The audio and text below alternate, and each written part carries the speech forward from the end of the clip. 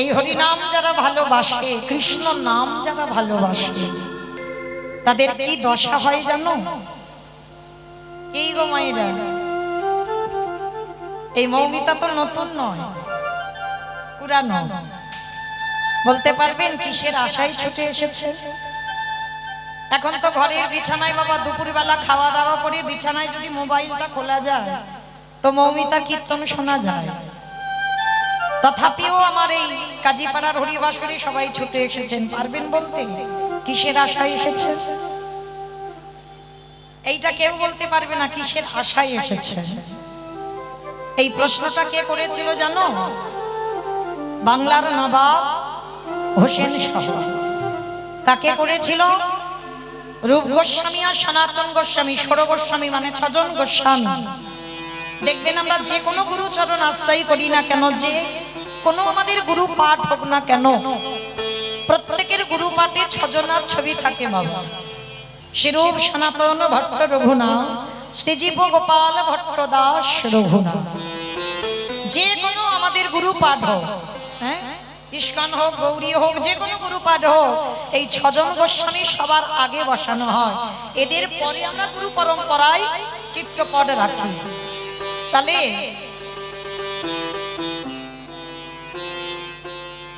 এই 6 জন গোস্বামীর মধ্যে 2 জন সব থেকে বড় মাথার উপরে, কে? রূপ আর সনাতন।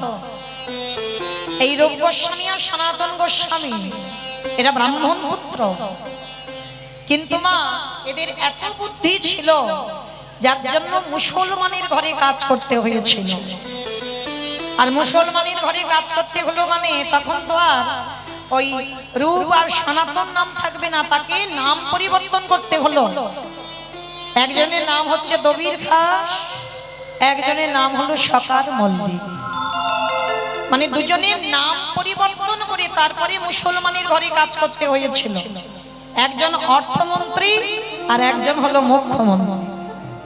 হ্যাঁ, এই রূপ আর সনাতন এদেরকে প্রশ্ন করেছিল একদিন হোসেন শাহ। প্রশ্নটা কি জানো? একদিন কবির খাসার সকার মল্লিক, আমরা বলছি রূপ গোস্বামী আর সনাতন গোস্বামী, কিন্তু হোসেন শাহ বলছে কবির খাসার সকার মল্লিক। 2 জনকে কাছে ডেকে বসিয়ে একটা প্রশ্ন করেছিল। আচ্ছা শোনো দবি, শোনো সকার, তোমাদের সঙ্গে একটা কথা আছে। কি কথা?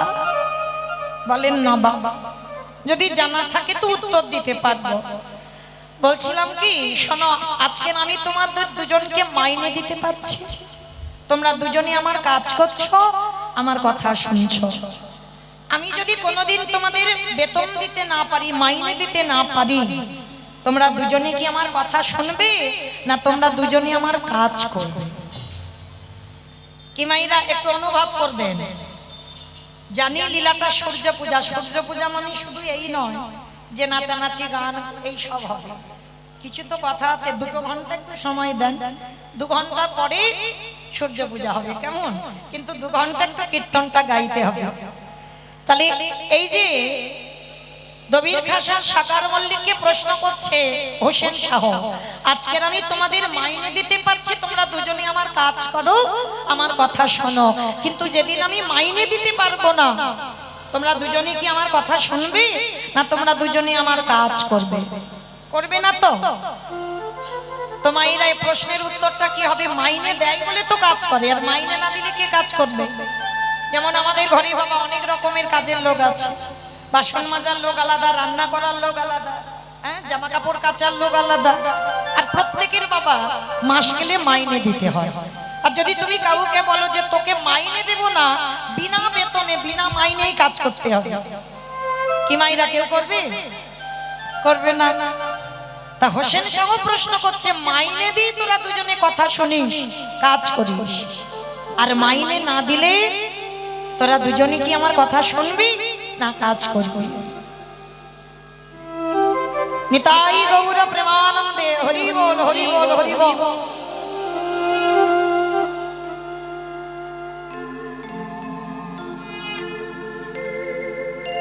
হোসেন শাহ বলছে, কিন্তু আমার মাথায় আসে না ওই নবদ্বীপের মাটিতে যে ছেলেটা আজানুলম্বিত ভুজ, যার চাঁচর কিশোরকে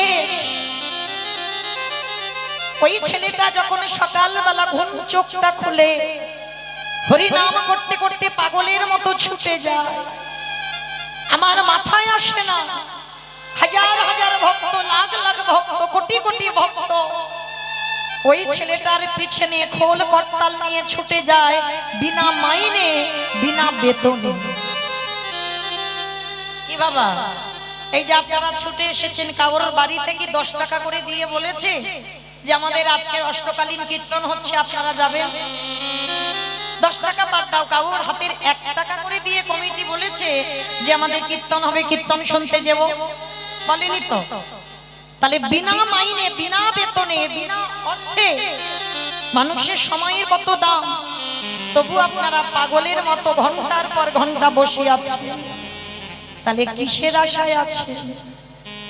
এইটা বাংলার নবাব হোসেন শাহ বলেছিল, আমার মাথায় আসে না বিনা মাইনেতে হাজার হাজার ভক্তরা ওই ছেলেটার পেছনে কিসের আশায় যায়।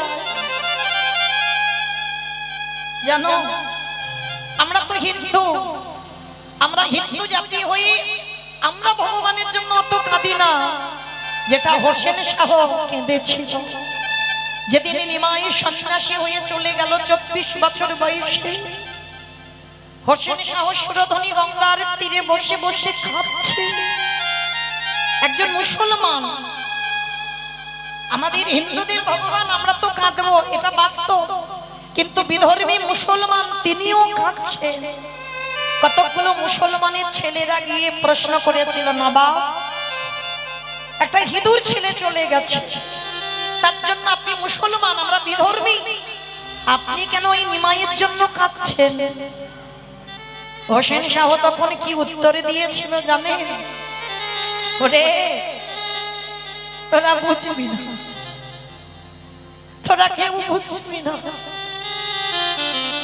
আমার বাংলার মাটি থেকে যে কি সম্পদ চলে গেল। যতদিন নিমাই ছিল কেউ নিমাইকে সম্মান করলো না, নিমাই যে ভগবান কেউ জানতে পারলো না। আর নিমাই চলে যাবার পর তখন হা গৌর প্রাণ গৌর নিমাই দেখা দে বলে কাঁদলো। কিন্তু যখন ছিল নদিয়ায় তখন নদিয়ার ভক্তরা চিনতে পারলো না। হোসেন শাহ কাঁদছে আর বলছে, আমার মাথায় আসে না আজকে যে ছেলেটা চলে গেছে তার জন্য কেন চোখের জল। জানো, আমার মনে হয় এই বাংলার মাটিতে যদি পুরুষ থাকতে হয় একজনই আদি পুরুষ, তিনি হলো আমাদের নিমাই। ভেবে দেখেন, একজন মুসলমান, তার মুখ থেকেও যে বাংলার মাটি থেকে কি সম্পদ চলে গেল, এরা এখনো বুঝতে পারলো না।